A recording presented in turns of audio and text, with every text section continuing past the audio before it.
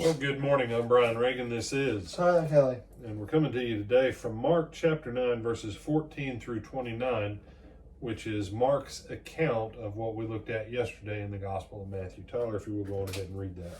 And when he came to the disciples, he saw a great multitude around them, and scribes disputing with them. Immediately when they saw him, all the people were greatly amazed, and running to him greeted him. And he asked the scribes, "What are you discussing with them?" Then one of the crowd answered and said, "Teacher, I brought you my son, who had a mute spirit, and wherever it seizes him, it throws him down. He foams at the mouth, gnashes his teeth, and becomes rigid. So I spoke to your disciples that they should cast it out, but they could not." He answered him and said, "O faithless generation, how long shall I be with you? How long shall I bear with you? Bring him to me." And they brought him to him, and when he saw him, immediately the spirit convulsed him, and he fell on the ground and wallowed, foaming at the mouth. So he asked his father, "How long has this been happening to him?" And he said, "From childhood. And often he has thrown him both into the fire and into the water to destroy him. But if you can do anything, have compassion on us and help us." Jesus said to him, "If you can believe, all things are possible to him who believes." Immediately the father of the child cried out and said with tears, "Lord, I believe, help my unbelief." When Jesus saw the people came running together, he rebuked the unclean spirit, saying to it, "Deaf and dumb spirit, I command you, come out of him and enter him no more." And the spirit cried out, convulsed him greatly, and came out of him. And he became as one dead, so that many said, "He is dead." But Jesus took him by the hand and lifted him up, and he arose. And when he had come into the house, his disciples asked him privately, "Why could we not cast it out?" So he said to them, "This kind can come out by nothing but prayer and fasting." All right. And then the other section of it in Luke 9:37 through 42 says, "Now it happened on the next day when they had come down from the mountain that a great multitude met him. Suddenly a man from that multitude cried out, saying, 'Teacher, I implore you, look on my son, for he is my only child.' And behold, the spirit seizes him, and he suddenly cries out. It convulses him so that he foams, and it departs from him with great difficulty, bruising him. So I implored your disciples to cast it out, but they could not. Then Jesus answered and said, 'O faithless and perverse generation, how long shall I be with you and bear with you? Bring your son here.' And as he was still coming, the demon threw him down and convulsed him. Then Jesus rebuked the unclean spirit, healed the child, and gave him back to his father." And so Luke's account is obviously the shortest of the three. And we've already talked about why there's differences in how the three, Matthew, Mark, and Luke, present different events, because they're talking to different audiences. But by looking at all the pieces, a few things stand out, especially in Mark. First of all, when prayer or miracles or something like that doesn't happen, most people stand around discussing it. And that's what happened here. Well, we couldn't cast him out, and the scribes are there. They had issues with the scribes. And the Pharisees had their own exorcists. That's why when Jesus says to them, if you say that I cast out demons by the power of Beelzebub, then whose do your children cast them out? And by whose power do your children cast out demons? So this thing of this battle with demons wasn't something that was just limited to Jesus. The Jews had their own ministers, if you will.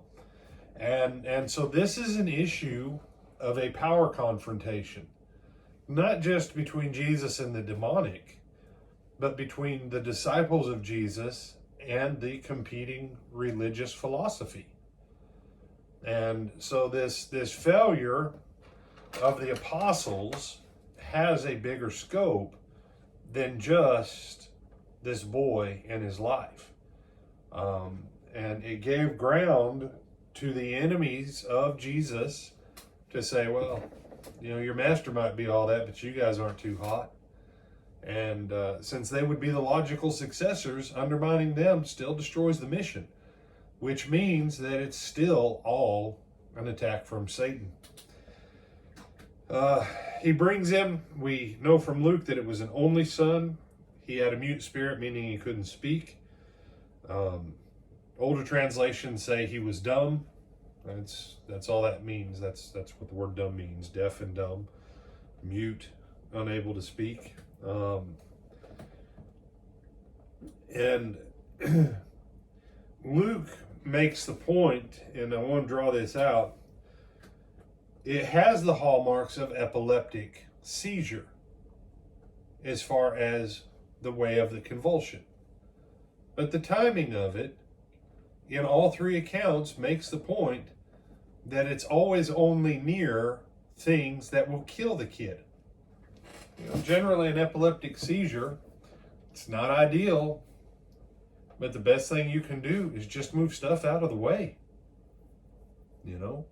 And hopefully they don't bite their tongue or something like that. And then when the seizure passes, then you work to get them rested and any medical care that they need. But just so if you're watching, if someone goes into a seizure, one of the first best things you can do is just move stuff out of the way for them to not hurt themselves on. Okay? And don't let them fall off the top bunk of a bunk bed. Okay. So Tyler's obviously had issues of either he or someone else had a seizure and fell off the top bunk. No, I stopped him from falling off the top bunk. Was this your brother? No, sir. Oh, okay. Don't say. Because we don't want to take a chance that anybody might be watching that doesn't want that known. Now, if it was your brother, it would be amusing, because then I would ask you, I bet you wish now you'd have let him flipped off, don't you, Tyler? And then you still couldn't answer. Because if you say yes, then you're a bad brother. And if you say no, people might think you're not being honest.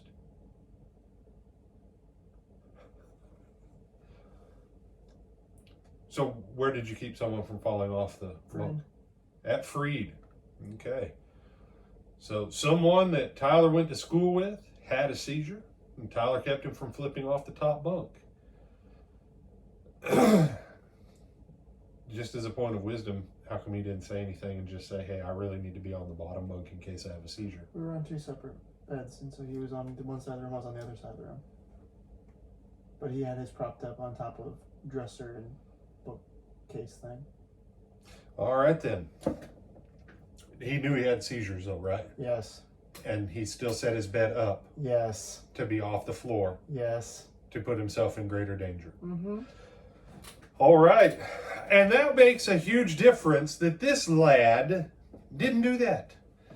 But on the contrary, this demonic entity would use the opportunity to try and harm this child. It had been happening to him since he was a small child. This is one of those things, as much as the father's been suffering, can you imagine the suffering of the child? He's not able to speak. He's not able to express his needs. And little kids walking along, minding his own business. Oh, there's some water that you can die in. Well, let's go on ahead and throw you down in a seizure, and maybe your dad will keep you from dying today, maybe he won't. But we'll go on ahead and thrash you around until you're black and blue, little kid. You see, this is the reality of the demonic.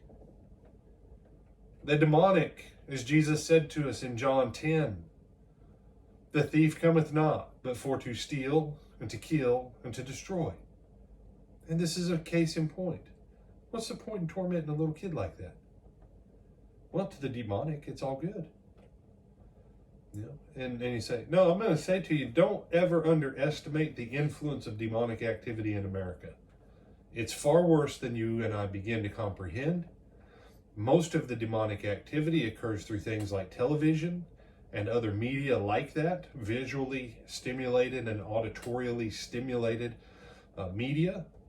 And the demonic is able to work through that and through the abuse of the love of money that is so prevalent in our country. And you say, no, there's things far worse than demon possession. But it doesn't change the fact that it's demonically activated. And Tyler's going, man, this is one of those long, yeah, I know. It's all right. Not that long. It's all right. The gentleman, the father of the child, says, your disciples couldn't do anything, but if you can do anything, it'd be real nice if you'd help us and have some mercy. The guy is at a place of no faith. The apostles were at a place of basically no faith. Everybody is at a place of no faith except Jesus and the demon. Because when Jesus comes up, the demon throws him into a fit. You know, the demon, well, I don't want to be here for this. Jesus is going to send me out and I ain't going to get to come back. So two people have faith. Jesus and the demon, which is what James says. You believe there's one God. Fantastic. We're happy for you. The demons believe too with fear and trembling. You know, and for those of you, no, I hear kind of a sarcastic tone in what James says there. Great. Good job. You believe there's a singular deity. Good job. So do the demons. But they have more respect than men do. That's scary. Yeah. That's scary. And so Jesus fires right back. If you can, if I'm able, well, maybe if you can believe, if you get a little bit of belief up there, Dad, then don't ever underestimate the value of your belief in God to actually be able to do something. You say, well, I believe, brother, and it didn't happen. Well, no. Mark 11 says that what things soever you believe in your heart. Last few weeks, we've been looking at some things in church on Sunday morning during the sermon. And we talked about that quiet time with God. Most of us don't actually know what we believe in our heart. And if you were to judge by some of the things that come out of your mouth for what's actually in your heart, could you really say what you believe in your heart really agrees with what Jesus says? You know, intellectual belief, oh, I believe. No, that's easy to say. But deep down in your gut, in the core of who you are, where you live, do you believe? Do you have faith? Do you believe? Because when you do, then all things are possible to him that believeth. And you know how I know that's true? Because Jesus says, if you can believe, all things are possible to him who believes. In that moment, the father with tears in his eyes, out of desperation, is driven to a place of hope against hope belief. And that is okay. Abraham had that. Lord, I believe, help my unbelief. I got just a little bit left I'm holding on to here, sir. Help my unbelief is take this little bit of belief that I've got, do with it, because I know you can do something. And that's ultimately the help for his unbelief, is Jesus using that little speck, not even a mustard seed. He rebukes the unclean spirit. The deaf and dumb spirit comes out of him. Jesus commands him to enter him no more. But remember what Luke said?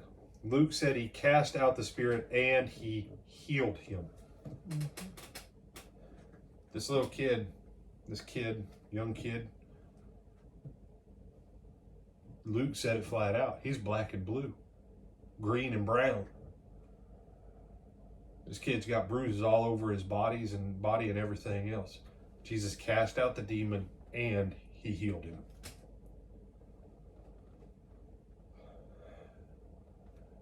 If you are in a place of authority, that you have other things under you, your level of belief directly impacts what everyone under you is able to receive. Don't lose that lesson from this. Do you have some other thoughts on this one, my brother? No, sir. All right. Then with that, we're going to go to our midday meditation at 12:30. We'll see you then. We invite you to come back tonight at 7 o'clock. Brother Greg Edwards does a great class on Wednesday night. Looking forward to another one. Till then.